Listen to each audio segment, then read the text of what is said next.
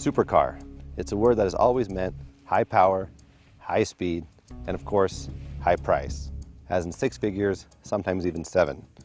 Well, today there are a few cars out there that deliver the high power and high speed, but at 5-figure price tags. We're calling them budget supercars, and we have 3 here today.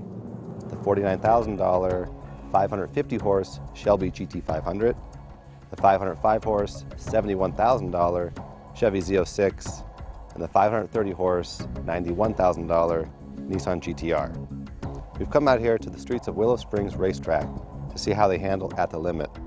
We've even brought out pro racer Randy Popes for a little help. First though, let's see how they performed at the test track.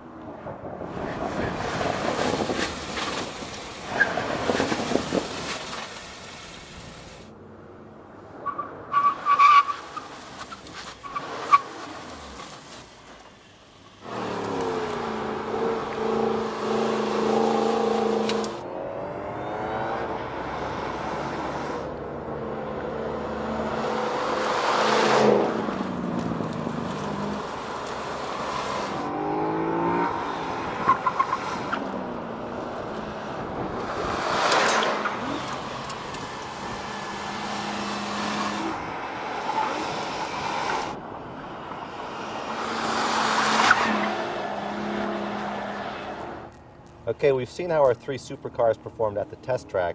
Well, now we're at the track where it really counts, the racetrack. And for that, we've brought in pro racer Randy Popes. Randy, thanks for joining us. Glad to be here, Ron. Good to be back with Motor Trend. All right, let's get right to it. We have 3 very fast cars here today at Willow Springs. I just want to go over each real quick, get your thoughts.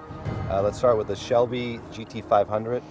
For 2011, now has 550 horsepower, 6-speed manual, still has the live axle, of course, and still fairly heavy at about 3,800 pounds. Your thoughts on that car? Well, guess what? When it comes to pony cars in today's market, 3,800 pounds is not heavy, is it? Not really. That's lighter than the Camaro or the Challenger. And I've loved the Shelbys and the Mustangs in general in terms of their fun factor. The big, powerful front engine, rear drive pony car still appeals to me, and I think it appeals in the marketplace, and I'm looking forward to checking out this latest version. Okay, let's move on to the Z06 Corvette now. Our model here has the Ultimate Performance Package and the Carbon Package, so it's basically a ZR1 with a Z06 engine. So 505 horses, 6-speed manual. It's the lightest here by a lot at 3,253. Your thoughts on that car? Well, that's interesting. Less horsepower than the Mustang. It's a lot lighter. I love the Corvettes. I love the way they look. I love the fact that they're made in God bless America, and I'm not a fan of driving modern Corvettes without the stability control on. I feel they can be pretty dicey, and I want to see how this latest version fits in that regard. Our last car is the 2012 GTR from Nissan, now with 530 horsepower from a twin-turbo V6.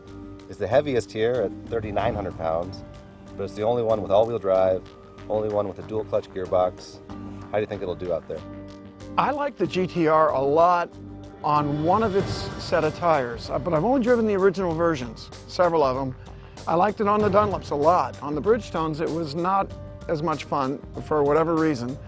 And the 2012, it's an updated version. Yep. So we've got a new animal. And on the Dunlops, the thing I thought was almost perfect. I loved how it handled. I missed the manual gearbox because I like that degree of control, but I thought it was an excellent automatic. and it had so much power it almost didn't matter. Yeah. Well, so you know the 2012 is only on Dunlops, so that should be interesting. Yeah. All right, so before you hit the track, any predictions on how they'll finish?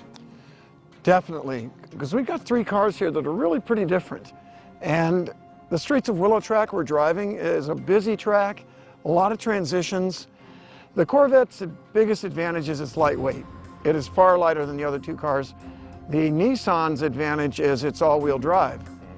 I think the Nissan could be the dark horse here. I think the Shelby Mustang is going to be an overachiever if it can keep up with the Corvette on a track like this. Right. But I really look forward to trying it out. Well, our test guys think the Vette will be the quickest. I'm with you. I think the GTR might pull a surprise, but let's go find out. I can't wait.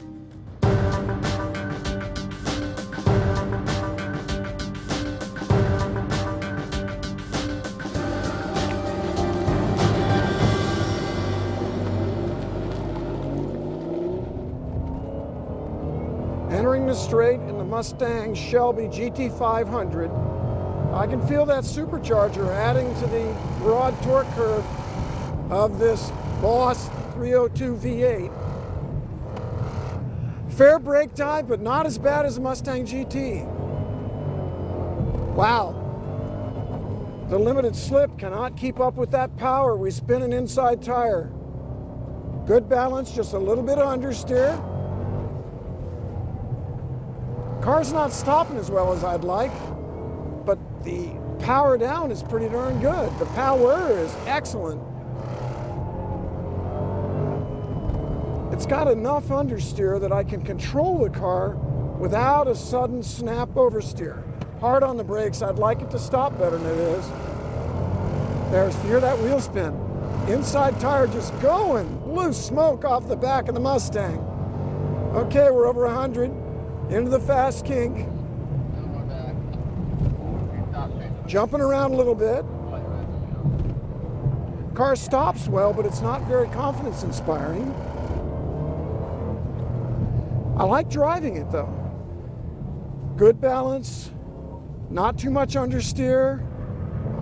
Final corner, we're spinning the tire again. Just 1, not 2. The limited slip's not getting the job done. Across the finish line and back up the hill. Coming on the straight in the Corvette Z06 carbon option.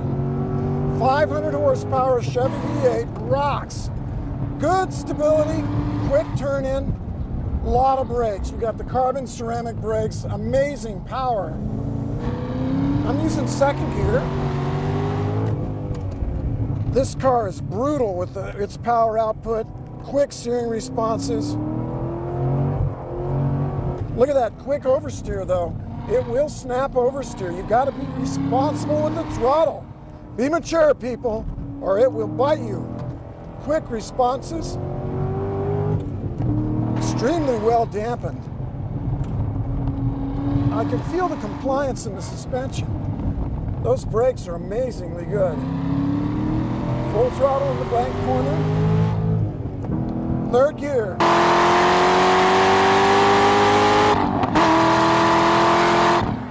Over the kink, down a gear. Wow, it's stuck. Well behaved. Back into 2nd. Carbon brakes, a little push in the middle. Look at that.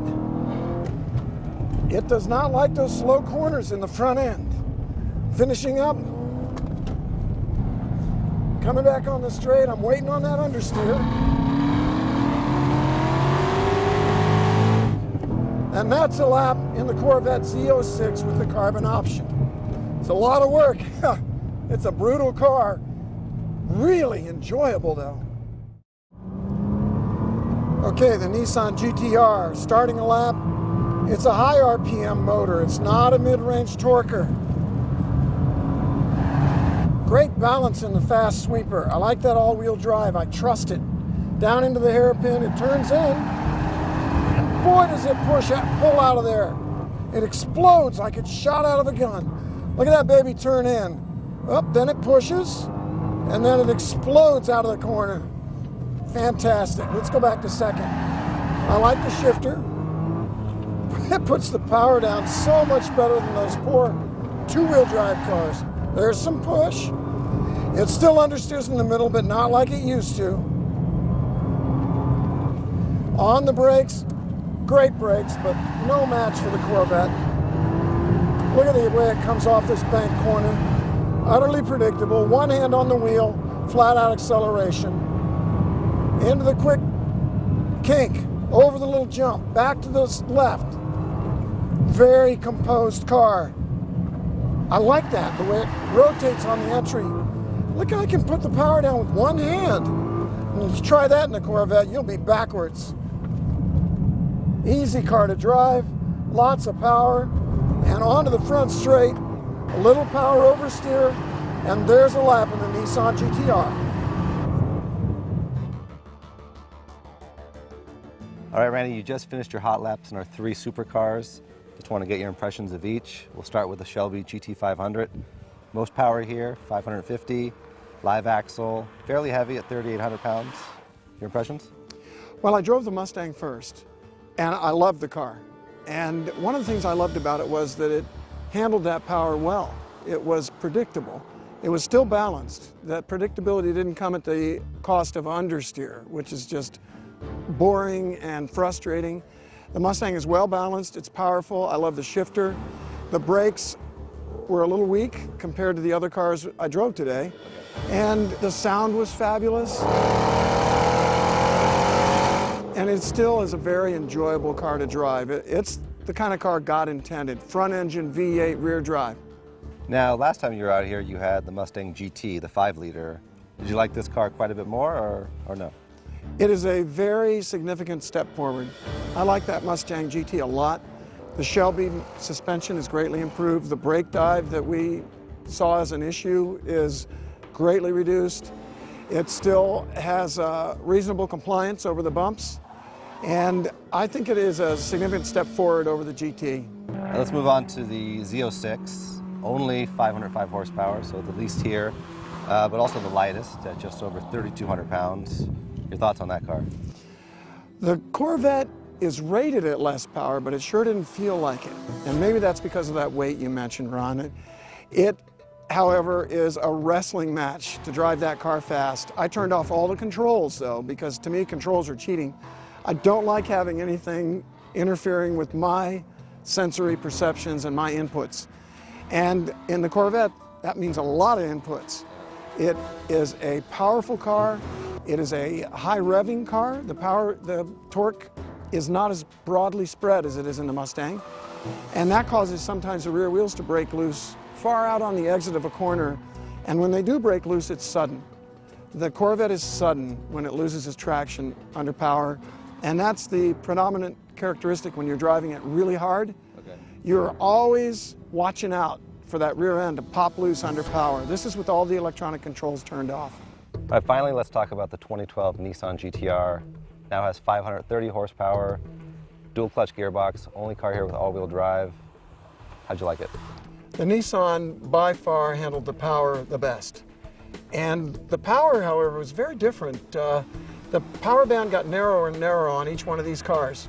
The Nissan likes the revs. It's a high revving engine. There's not much turbo lag, but you've got to have the revs up to get the big power out of it. And it has the power, and it can put it to the ground. The Nissan is also a much better handling car than it used to be. And by that, I mean that it understeers less. And it actually oversteers under power in the lower gears, which is a beautiful thing. Power oversteer is my favorite thing a car can do. Yeah. The Nissan is very high-tech, very sophisticated, and yet at the same time it's a little bit numb, a little boring. Not numb, a little boring because it's so easy. Okay. It is a great car for Joe Average with 530 horse compared to the Corvette that requires all the talent of a really experienced driver to go fast. So the Nissan here was the easiest to drive fast? Yes, it was. And I'm not sure if it was the fastest, but it might be. Okay, well, speaking of fastest, I have some very important numbers here. The envelope, please. Now, going in, you thought the Mustang would be third place, and then you predicted Nissan likely second, but had a shot at first, and you thought the Z06 would probably come in first. Well, you were right about the Mustang. Third place with a lap time of 1 minute 23.48 seconds. That car felt really fast and felt great until I drove the next one. And the VMAX on that car, on the back straight, you reached 116.72 miles per hour. And it was frightening, let me tell you. When we jumped over that rise, it did a little live axle dance. And then in second place, with a time of 1 minute 20.43 seconds, the Chevy Corvette Z06. No kidding. Yep. And your VMAX in that car was 120.19 miles per hour. Obviously, first place, Nissan GTR, your lap time was 1 minute 20.25 seconds. Oh. So it was pretty close. And the VMAX on that car was 122.66 miles per hour, so you were almost 3 miles an hour quicker, and the lap time was about 0.2 quicker in the Nissan compared to the Z06. So your impressions on the lap times after you heard them? Wow. Well, having raced the K-Pax Volvo in World Challenge for 2 years, I know the advantages of all-wheel drive, and that's what's going on here, but it's more than that. The all-wheel drive does allow all that power to be put to the ground. And the Nissan does that much better than these two competitors. But it's also a matter of the refinement of the whole car. I talked about how easy it was to drive. And a car that's easy to drive gives the driver confidence. And if the driver's confident, he can carry more speed into the corners and be more consistent. And that paid off. Now, I'm not sure that we would have seen that on a bigger track. Streets of Willow has a lot of tight corners. And the all-wheel drive advantage is the greatest in the tight corners. When I put that Nissan down into second gear with that super smooth double clutch type gearbox, it just exploded out of there. I mean, like it was shot from a gun. And I'm sure that's where it leaps ahead of the Corvette. Also, in the high-speed stuff, like at the end of the straight where we had our maximum speed, it was higher in the Nissan. I don't think that was power, that was confidence. Because it was so tricky there. We come over a rise, it's bumpy, the car's leaping all over the place, and the Nissan was composed. I knew just where it was going to go. So I kept my foot in it that much longer. Whereas the Corvette and the Mustang were both a handful there. Now the Mustang, on the other hand, except for that one place, was also a very predictable car. And for two-wheel drive and 500 horse, they've done an excellent job of making it predictable and usable. The Corvette, it takes all the skills I can muster. And it's extremely rewarding and it makes great noises.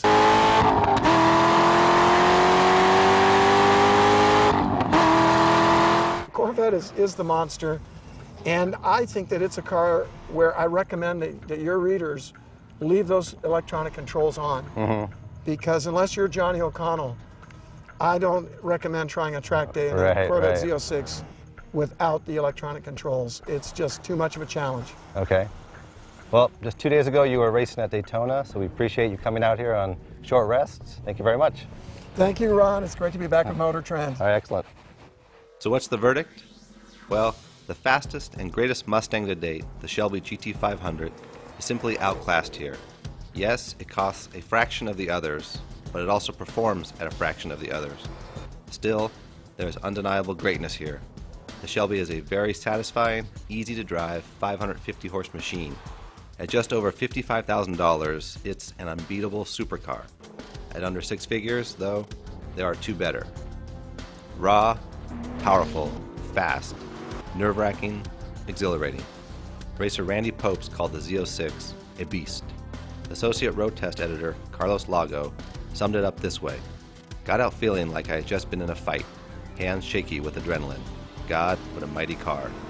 Indeed, the Z06 is the most thrilling to drive, but only if you don race suits and helmets every Sunday. Compared to the Z06, the GTR is quicker in a straight line, faster around a racetrack, and more forgiving when exploring the limits. Oh, and is cheaper at checkout. Rarely is a car so powerful and so fast, so composed and so non-threatening. But that's the GTR, the jump in and go supercar, suitable for both amateurs and pros, and that makes it the ultimate five-figure phenom.